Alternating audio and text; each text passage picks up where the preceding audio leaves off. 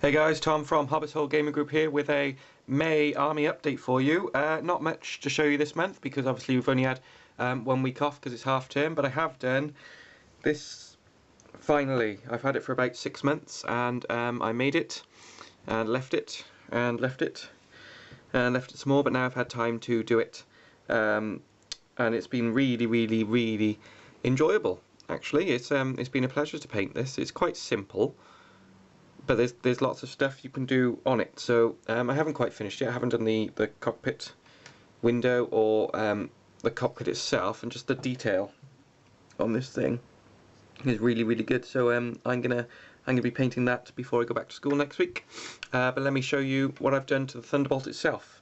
I've done these stripes, well not stripes, wing tips I should say, and the back white to go with a new army I'm going to start yet again after the Horus Heresy campaign concludes, and I've kept it all quite simple, gone for grey with just some washes in the thing, dry brushed up, lovely.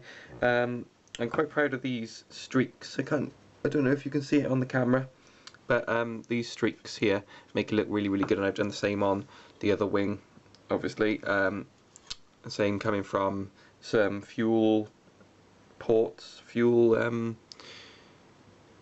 I don't know, petrol things, whatever they're called, but there's 4 of them, so they can't all be them, and the same on the back also. All this stuff I've done with just normal acrylic paints from Vallejo, and the burner at the back here and the engines, just blackened them up a little bit to make them look used. This one's not as worn as the Fire Raptor because I don't know, I just didn't want it. It's new, but not so new that it hasn't got a little bit of dirt on it, and I quite like that. There's some black coming out of the exhaust on the side there.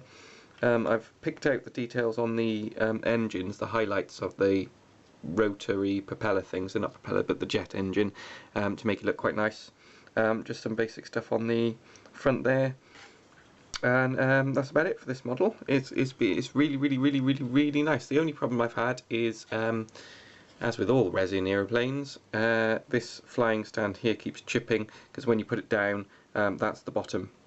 And it was originally grey, and I painted it to look like the aircraft, but because it was chipping, it was making it whole look bad, so I've just painted it black and glossed it so it doesn't look like part of the aircraft. And excuse me, but it's still chipping away, but it's not so bad anymore. I love the underside of this actually as well. It looks really cool. There you are. I might take some stills, put them up at the end. So that's what I've been doing this week. Well, partly what I've been doing this week. The other part is looking at this amazingly big book here, the Horus Heresy, Legions of Astartes, Crusade Army List, and it's fantastic. Let me get it out of the way so I can show you it properly. It's really big, much bigger than GW books. It's in fact about the size, I'd say, as normal Forge World books, but it's not as good quality, obviously, because it's much cheaper. It's just standard paper on the front. They've gone for the sort of shiny details like Games Workshop seems to be doing on their codexes, and more recently the 7th edition book. Lovely artwork inside, but not too much, only on the front cover. In fact, I think that's the only artwork there is.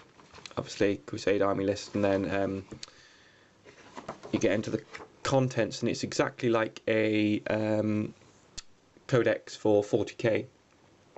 It's all arranged into HQs, elite troops, fast attack, heavy support, and Lords of War included in here as well, but not all of them. I don't think all of the Lords of War are included in here. And you've also got the Stronghold, page 74. There is a picture of this, and it looks really cool. It's that new fort thing. Here we go. It does look amazing, with some really good rules actually. It's only 275 points, and you can mount it with all sorts of weapons and defensive stuff and everything. Yeah, you've got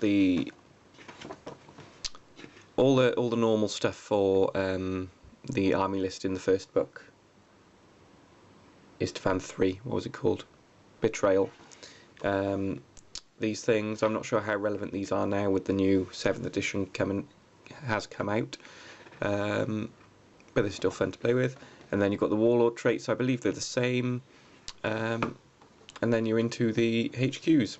and it's fab. The only things missing, obviously, are the Crusade Legions special rules, but you get that in a separate book, and I've only bought this book to see how it is.